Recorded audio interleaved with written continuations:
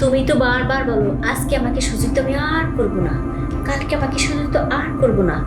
দেখা যায় এরকম করতে করতে এক সময় বিরাট বড় একটা ঝামেলা সৃষ্টি হবে, তখন কি করবে? আমাকে সুজনের বউ জয়নাল হাজারির লোকে কি যে একটা নষ্ট আমি করতেছে, এই গ্রামের ভিতরে আর মুখ দেখানোর মতন না। তোমাকে পেয়ে আমার জীবনটা এত ধন্য হয়েছে বলার মতো না। আর তোমাকে আমি ভালোবেসে অনেক মুগ্ধ হয়েছি, কেননা আমার স্বামী তো বাইরে থাকে, এখন তুমি হচ্ছ আমার জীবন মরণ, আমার সমস্ত সব কিছু। তাহলে তোমাকে ভালো না বেশি আমি থাকতে পারি বলো? শোনো দিলরুবা, আমি না তোমার ছাড়া থাকতে পারি না। পরনটা জানি চিং চিং চিং চিং করে। আচ্ছা, আমার কি কোনো মূল্যই নাই আপার কাছে?